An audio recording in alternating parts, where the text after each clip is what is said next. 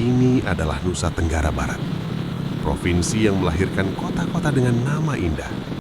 Mataram, Bima, Dompu, Sumbawa. Tempat orang-orang hidup, bekerja, berharap. Seperti kita semua. Namun belakangan, NTB sering muncul di berita. Bukan karena pantainya, bukan karena gunungnya, tapi karena satu angka. Tingkat gagal bayar pinjaman online tertinggi di Indonesia. Tapi, apakah angka bisa menceritakan seluruh hidup manusia? Berdasarkan data resmi Otoritas Jasa Keuangan pada Maret tahun 2025, rasio gagal bayar pinjaman online di NTB berada di kisaran 4%. Angka ini lebih tinggi dari rata-rata nasional. Tapi, mari berhenti sejenak. 4% berarti apa? Artinya, 96% orang tetap membayar. Dan dari 4% itu, mereka bukan angka. Mereka manusia. NTB adalah provinsi yang indah, tapi keindahan tidak selalu berarti kemudahan hidup. Banyak warganya bekerja di sektor pertanian, perikanan, pariwisata musiman. Penghasilan datang, tapi tidak selalu tetap. Ketika hidup berjalan normal, semuanya cukup. Tapi ketika sakit datang, ketika cuaca berubah, ketika pekerjaan terhenti, hidup butuh penyangga.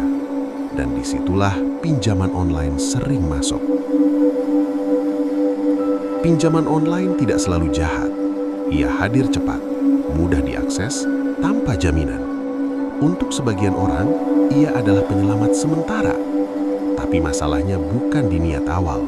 Masalahnya ada di pemahaman risiko, bunga, denda, tenor. Tidak semua orang mendapat penjelasan yang cukup.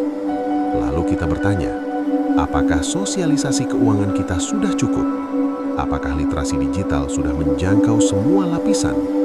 Atau memang penghasilan masyarakat yang terlalu rapuh untuk menanggung utang apapun? Mudah untuk mencari kambing hitam, menyalahkan masyarakat, atau menyalahkan pemerintah. Tapi hidup jarang sesederhana itu. Mungkin ini tentang regulasi yang belum sempurna, edukasi yang belum rata, dan ekonomi keluarga yang berjalan di batas tipis. Ketika semua bertemu di satu titik, angka gagal bayar pun muncul. Bukan karena malas, bukan karena tidak bertanggung jawab, tapi karena hidup tidak selalu berjalan sesuai rencana. Kita perlu mengatakan ini dengan jelas. Gagal bayar bukan berarti gagal dalam kehidupan. Banyak orang jatuh lalu bangkit pelan-pelan. Banyak yang belajar dari satu keputusan sulit dan tetap menjadi orang tua yang baik, tetap menjadi pekerja yang jujur, tetap menjadi bagian dari kota ini. Angka tidak menentukan nilai manusia.